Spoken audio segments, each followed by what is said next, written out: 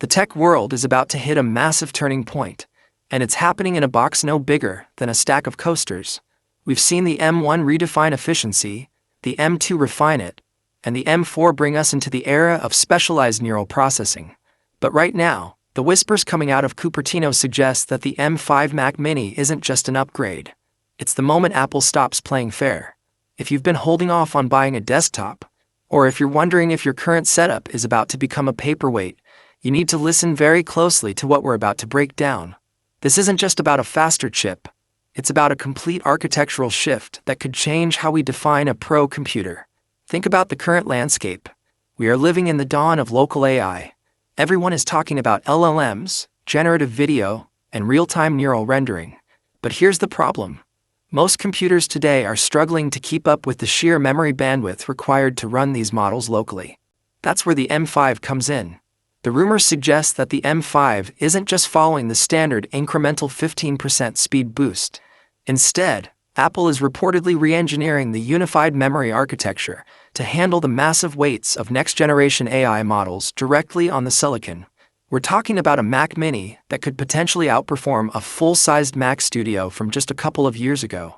Imagine having the power of a Hollywood rendering suite tucked behind your monitor, silent, pulling minimal power, and never breaking a sweat. That is the promise of the M5. But there's a catch. There's always a catch with Apple. As we dive deeper into the leaked specs and the supply chain reports, a picture is emerging of a device that might actually be too powerful for its own good.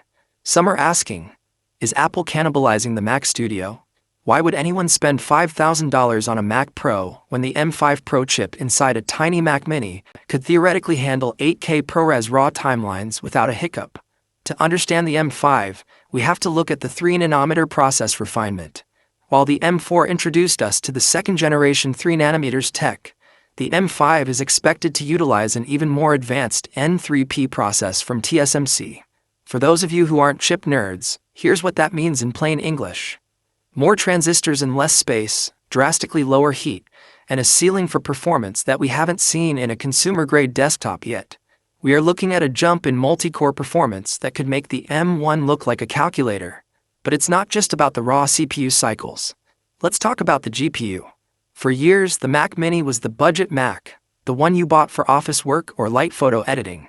That narrative died with Apple Silicon, but the M5 is looking to bury it 6 feet under, with hardware-accelerated ray tracing becoming a standard and the potential for increased GPU core counts. The M5 Mac Mini is positioning itself as a legitimate gaming contender and a 3D powerhouse. If Apple finally cracks the code on gaming compatibility, the M5 Mini could be the console that sits on every desk in America. Now let's get into the design. We've seen the Mac Mini stay roughly the same shape for a long time. But with the efficiency of the M5, there is a massive debate happening. Will Apple go even smaller? Some leakers suggest a footprint reduction that makes it look more like an Apple TV on steroids. Others argue that Apple will keep the current chassis to allow for better thermal headroom, allowing the M5 to clock higher for longer periods. If you're a power user, you want the latter. You want that thermal budget